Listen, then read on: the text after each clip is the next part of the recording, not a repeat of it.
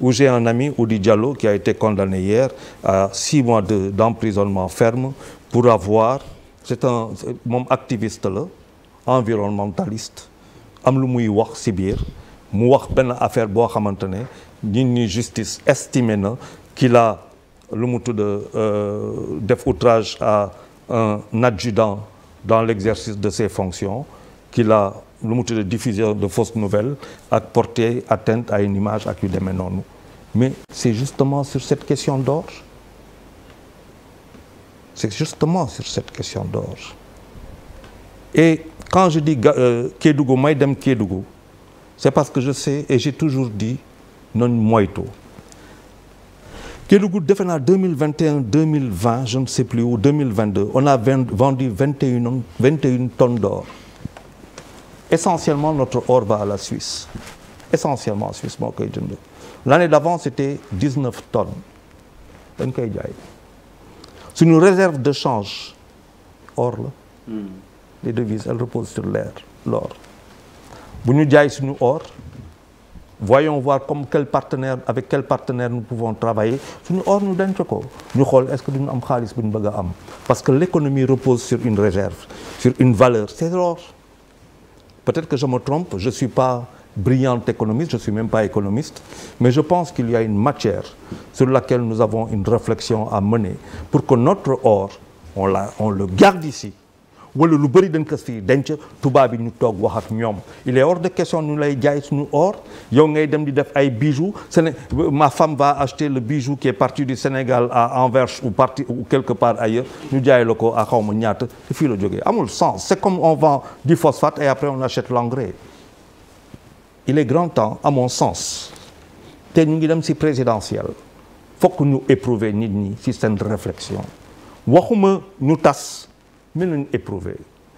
Parce que 21 tonnes d'or, et j'ai une pensée pour toi, Oudi Diallo, tu es en prison, j'estime que personne ne doit, peut-être que je me trompe, sans porter outrage à qui que ce soit, mais nit si kaddu pour man warul dem kaso. Loolu laa xalaat. Il y a plusieurs façons de te faire payer, de te faire des insertions dans des journaux, à la télévision, à la radio, yow nga fay ko, mais doo dem kaso. C'est kaddu. Il y a plusieurs façons. Il faut que aussi de ce point de vue-là, nos législateurs, nos hommes politiques, nous réfléchir sur des articles, sur des lois. Elles nous mettent avant. Parce que toutes les lois que nous avons, elles nous sont étrangères, elles nous viennent d'ailleurs. Il va falloir que quand même nous commencions à réfléchir. Et ça, pour moi, il est grand temps, il est trop facile d'envoyer en prison au Sénégal les personnes. Mais l'or, pour revenir sur toi, quand tu as vendu 21 tonnes d'or, c'est 700 et quelques milliards de francs CFA. Chaque année, il y a des efforts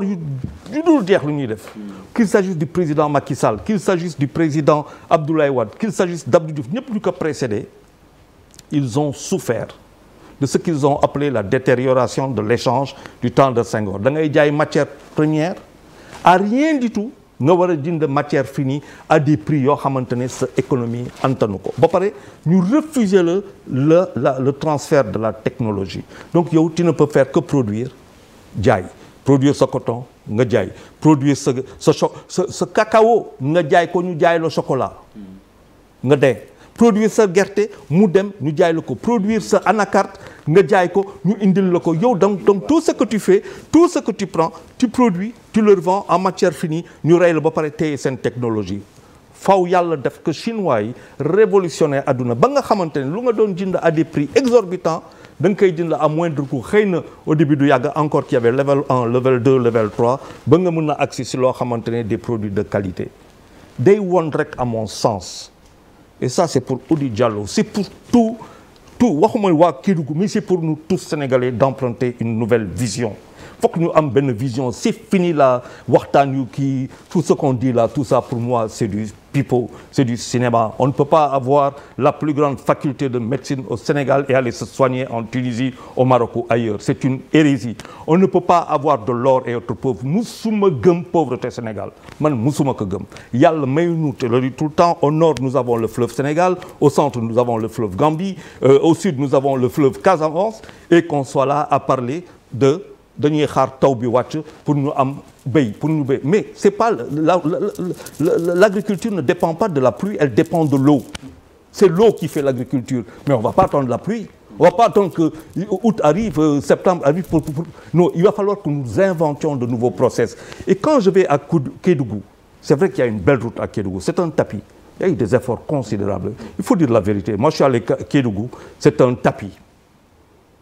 Mais Kédougou, c'est une réserve. Il y a le Nukolokoba. Tourisme. Aujourd'hui, on a le Cap-Vert, on a le Maroc, on a tous ces pays qui nous... même la Gambie, qui tourisme, ont pris le pas sur nous. Nous, on a tout ça. Qu'est-ce qu'on fait? Le tourisme forestier, qu'est-ce qu'on en fait? Tu vas à Kédougou, tu as des montagnes de marbre, des montagnes de pierres noires, de basalte.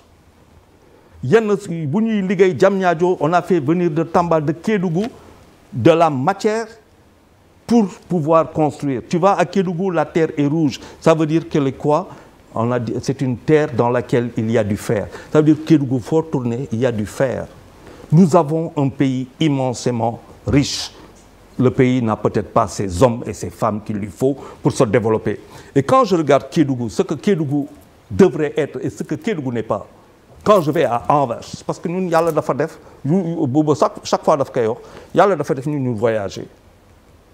Yalla dafa def ñuy voyager. Mais boo demee Anvers, boo demee Amsterdam, boo demee Caire, boo demee Afrique du Sud, boo demee Pretoria, boo demee loolu, tu vois des rues, mais ça veut dire sur des centaines de mètres, des joailleries.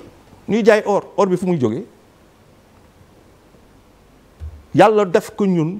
Depuis la nuit des temps, l'or, on connaît l'or quand même, on ne découvre pas l'or aujourd'hui. Il y a le def que nous sommes une structure et une société structurée. Nous avons une société structurée.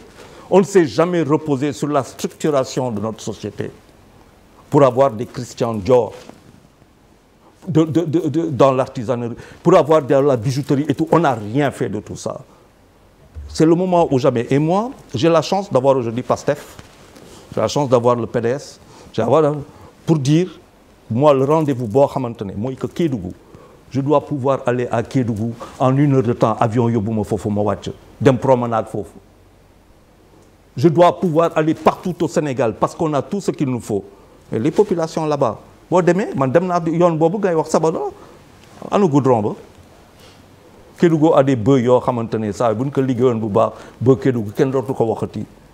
Pour dire que le fognon, on a des problèmes pour écraser le fognon parce qu'on n'a pas la technologie nécessaire qu'il faut, adéquate pour écraser le fognon. Et que le goût produit 21 tonnes d'or en 2022. Et on ne peut pas faire de notre fognon qu'on achète à 6 000 francs le kilo, les Japonais, on ne peut pas en faire que ce soit la première céréale de ce pays sans pour autant qu'on ait à importer le blé. Mais c'est du n'importe quoi.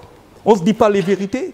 Quand aujourd'hui je vois Kédougou 40 degrés, ça veut dire la température idéale pour la culture de céréales. Le blé, ce n'est pas mon affaire. C'est romain, ce n'est pas mon affaire. Moi, j'ai le fognon. Pour dire comment nous ne réfléchissons pas. Comment ce pays-là qui nous a tout donné, à qui Dieu a donné un certain nombre de... Je suis désolé, j'ai mal au cœur quand je sais que j'ai un ami qui est en prison et qui n'a absolument rien à faire en prison. Quand je vois que Kédougou pèse 21 tonnes d'or, c'est 700 et quelques milliards de francs CFA, et que Kédougou pèse, est l'une des régions, la deuxième région ou la première région la plus faible du Sénégal, j'ai mal au cœur. Et quand je vois que les gens qui sont là en train de parler de parrainage, de parler d'un certain nombre de choses, je dis, hey gars, moi ça fait 60 ans, ce pays a 63 ans, j'ai envie de rêver. J'ai envie que les jeunes ne prennent plus la pirogue. J'ai envie d'un certain nombre de choses. Et cela ne peut se faire que comment? Que notre or, ça soit notre or à nous, qu'on le vende peut-être d'une certaine manière, mais qu'on le garde pour pouvoir dire au Toubab, hey, moi je produis 20 tonnes d'or, je produis 50 tonnes d'or par an. Ça vaut 3 000 milliards. Moi j'ai besoin de 10 000 milliards. Tu me les donnes et tout de suite.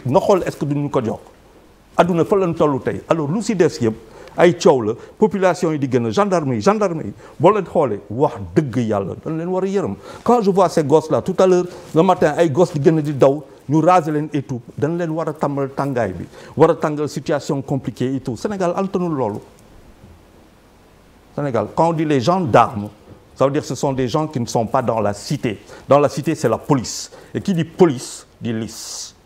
C'est la cité. Les gendarmes, ce sont des gens qui sortent de la cité et qui ont des armes. Ça suffit. Ça veut dire qu'aujourd'hui, moi, c'est ça que j'ai invité. Vraiment, je compte sur vous, parce que c'est un cri de cœur. On va vers une présidentielle. Il faut que nous nous poser. pour nos populations. ñu gis ci seen bopp. bañ a gën a toog di reyante. C'est inacceptable. Il faut que nous, on arrête et qu'on se mette au travail. Le coup de gueule de chat. Oui, parce que je suis allé là-bas. Der, est-ce que tu sais qu'il y a une famille qui a beaucoup travaillé avec nous à la... C'était quartier général. Bouba, c'est de quoi je parle. Bouba, quand tu vas là-bas, je vais dire le nom si tu veux, Bouba. Yelitare, tu vas là-bas, tu vois Yelitare, c'est une production de je ne sais pas moi, de produits yaourt et tout ça, en plein Kédougou. Quand je regarde ça, tu vas n'importe où en Europe, il y a Raoudoulen Dara. Je vois ça. Je vois ça, je dis, ben ça c'est une fierté. Quand je vois les travaux, les routes qui sont... Mais ça, il faut qu'on s'arrête maintenant et qu'on se parle entre nous. Quand je vois tout le monde, les Nigérians sont là, les Rwandais sont là, les Congolais sont là, les Ghanéens sont là, les Guinéens sont là, tout le monde est là. Et nous, on ne s'arrête pas pour dire, waouh, nous sommes le rêve. Nous sommes le rêve africain. Mais d'abord, soyons le rêve sénégalais et nous serons le rêve africain. Merci, Lola.